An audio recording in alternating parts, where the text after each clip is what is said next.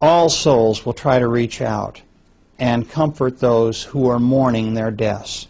They will try to reach into their minds and soothe them in various ways and give them through thought, powerful thought messages, the understanding that they're still alive. Sometimes it's hard because, of course, when we're undergoing this kind of grief, you can imagine that we're so overcome with grief that we might shut down in terms of these messages. So these souls might not be able to reach their loved ones for perhaps days or weeks or months later.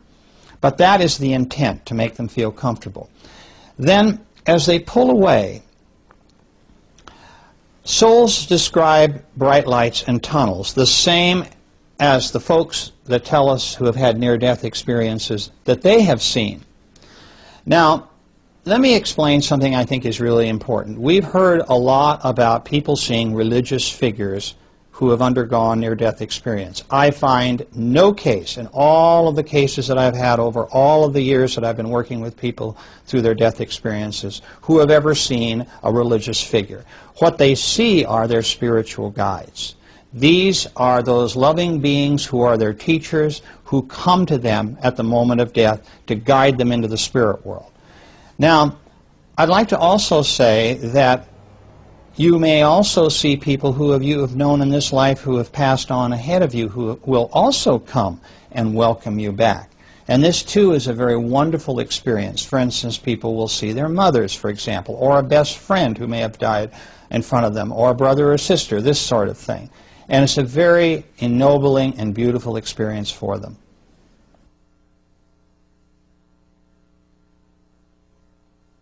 When a person who has just died sees their spirit guide or friends and relatives who they've known before, or soulmates, they usually see a projection of a face that is familiar to them.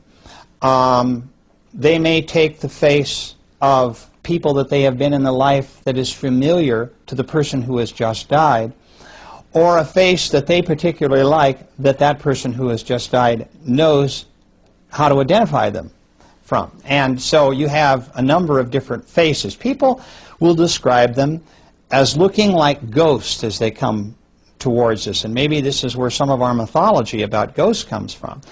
Oftentimes they don't see anything below the waist. Essentially they see a light form coming, misty if you will, a pinpoint of light in the beginning, and then a misty shape, a ghost-like shape, and then when they get close they can make out, you know, features that are projected to them by the being that is coming towards them for recognition.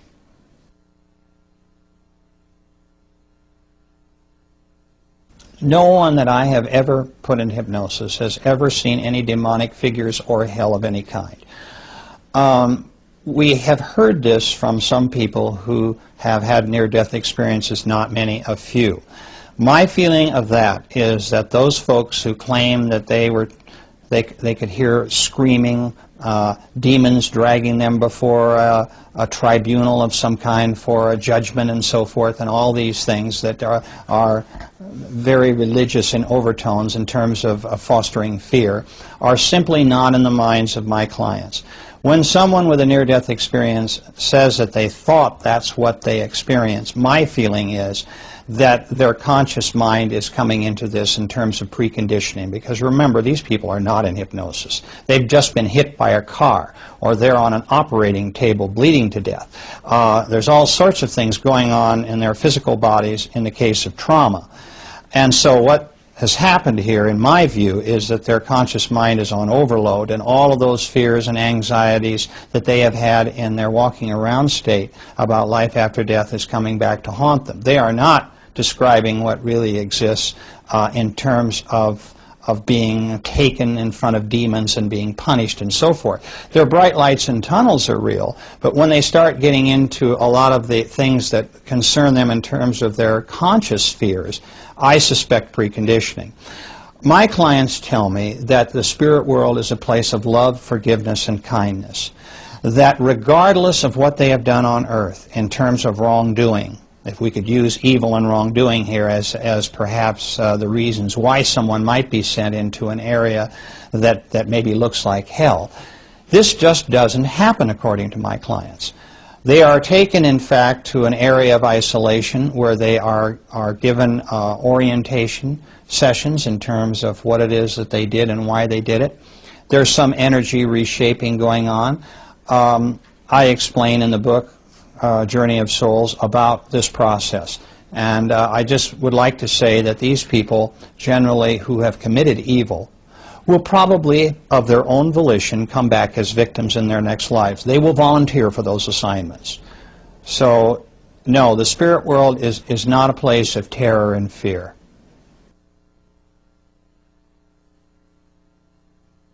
Let me describe to you where I think some people get an idea of a tribunal. And this might be filtering down through their subconscious mind. We do go before a council of what I call elders, wise beings. They've been called the old ones, the sacred ones. There's lots of different names. These are very advanced beings who review the life just lived. Our guides do this. Our guides do this when we first cross over. They talk to us in the privacy of a very quiet setting. And so we can kind of unwind and get re-energized. And then we usually go into our home, if you will, our place in the spirit world where we belong. And we can talk about that in a few minutes. But what I'd like to tell you now is the tribunals concept that I hear a lot about. People worried that they might be hauled in front of demonic judges and made to account for all their sins. These wise beings are more advanced teachers. They rank, if you will, even above our guides in terms of knowledge, understanding, and experience. What generally I find happens is that our guides accompany us to a very quiet, serene area where these beings will talk to us. Now, I'd like to point out that I have had clients who have had only 3 of these elders in front of them, and some as many as 10 or 12. It really depends on the individual, what spirit group they're located in terms of how advanced they are and so forth. These beings will question them in a very gentle way about how you, as the person who has just died, conducted your last life, and how you feel about how well you did, or where you had failings and where there were shortcomings, and they would also like to talk to you about your successes. So it's a very gentle process, and it's one that everyone experiences between lives, after every life. And sometimes people will go before them again before their next life in order to review the life to come. But essentially what they are very wise, understanding beings who will really review with us where we made our mistakes and how we can do better in our next life.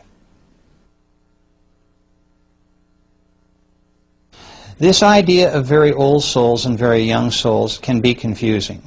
And let me explain why. You might be an old soul in the sense that you've been around since the Stone Age, but you might not have learned your lessons very well or very quickly.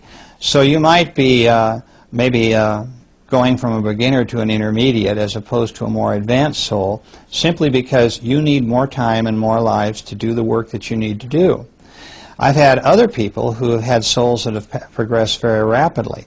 I had one lady who in 4,000 years of incarnations on Earth, which is not a long time, moved from the beginner level up to almost intermediate, which is very, very fast. So the reason that I can tell this is by the auras they project in the spirit world, and usually these colors have really no relation to the auras that people who have that ability on Earth can see around us. And from the colors of their energy, I can determine the advancement of the soul. This took a long, long time to discover this and all the other things that we're talking about today. I had to piece together this puzzle. It did not all come to me in a rush with that lady I spoke about earlier, who was my first case in Life Between Lives. I had to work very hard because people don't volunteer information. In order to get the information that I have written about, it took many, many years.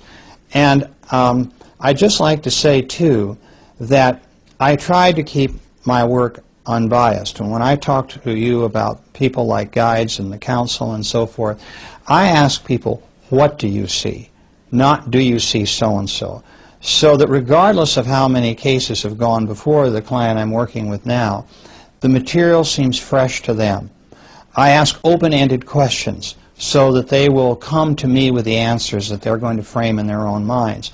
And one of them is, as I said, that's a very important one, is what we've just talked about, is their counsel, because they really do want to talk to me about these beings and what they mean to them.